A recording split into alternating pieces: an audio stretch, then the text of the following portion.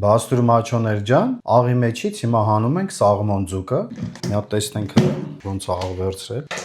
Մենք համեմունքները տվել էինք աղի հետ, որ կողմնակի համերը վերանային, շատ լավ ինքը վերցրել է, ձգվել է շատ լավ։ Կարմիր պիպար էինք լցրել եւ սխտոր աղի հետ միասին։ Կաշին էլ ամրացել է։ Հիմա կաշին շատ սիրուն կհանենք։ Աղից հետո ինքը սովորաբար ավելի հեշտ է հելնում։ Դուք էլ միշտ այդպես կփորձեք, որտեղ աղը արդեն վերցրել է, ձգվել է, ինչքան հեշտ դուրս եկավ։ Պատկերացրեցիք։ Հələ ինչքան սիրուն ինքը գույնը վերցրել է։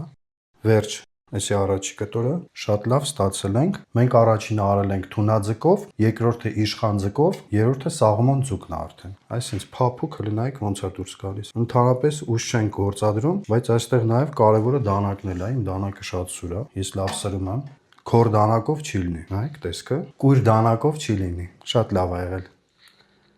Կթողենք ջրի մեջ 24 ժամ կլվանանք, հետո կդնենք պրես։